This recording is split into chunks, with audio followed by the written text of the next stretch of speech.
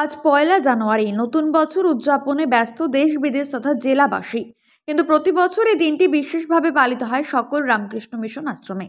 কল্পতরু উৎসব পালন করা হয় সমস্ত রামকৃষ্ণ মিশন আশ্রমের শাখা কেন্দ্রগুলিতে। কেন পালন করা হয় এই উৎসব এবং এই উৎসব পালনের বিশেষত্ব বা কি আপনি জানেন?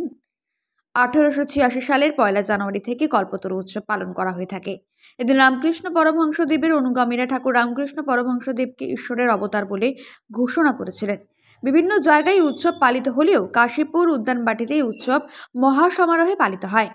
কথিত আছে এই দিন কলকাতার কাশীপুরের উদ্যানবাটিতে কল্পতরু হয়েছিলেন শ্রীরামকৃষ্ণ।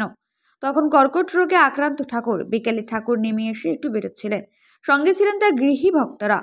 প্রায় 30 জন শ্রীরামকৃষ্ণের গৃহভক্ত তার সঙ্গে ছিলেন। তার গৃহভক্তদের মধ্যে অন্যতম গিরিশ ঘোষ।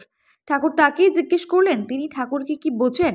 গিরিশ ঘোষ হাত জোর করে বলেছিলেন, তুমি আর কেউ নও, নবরূপধারী পূর্ণব্রহ্ম ভগবান।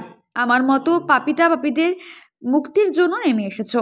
যা শোনার পর ঠাকুর সমাধিত হন এবং তার সকল ভক্তদের উদ্দেশ্যে বলেন, তোমাদের চৈতন্য হইক। এরপর থেকে সকলের বিশ্বাস এই দিন ঠাকুরের কাছে মন থেকে কিছু চেলে তা তিনি পূরণ করেন। আর এই পর থেকে সকল রামকৃষ্ণ মিশন আশ্রমে এদিন কল্পতরু উৎসব হিসেবে পালিত হয়। এই দিন জলপাইগুড়ি রামকৃষ্ণ মিশন আশ্রমে অত্যন্ত ভক্তিনিষ্ঠার সাথে পালিত হয় কল্পতরু উৎসব। এ বিষয়ে জলপাইগুড়ি রামকৃষ্ণ মিশন আশ্রমের অধ্যক্ষ স্বামী শিবা প্রেমানন্দজি মহারাজ জানান, আজ ভোর 5টা থেকে শুরু হয়েছে বিশেষ পুজো। এরপর সারাদিন ব্যাপী বিভিন্ন অনুষ্ঠান আয়োজন করা হয়েছে। সমবৃত্ত, জপ ধ্যান, বিশেষ আলোচনা এবং দিনটি তাৎপর্য ব্যাখ্যা করবে উপস্থিত মহারাজেরা। অবশেষে প্রসাদ বিতরণ ব্যবস্থা রাখা হয়েছে।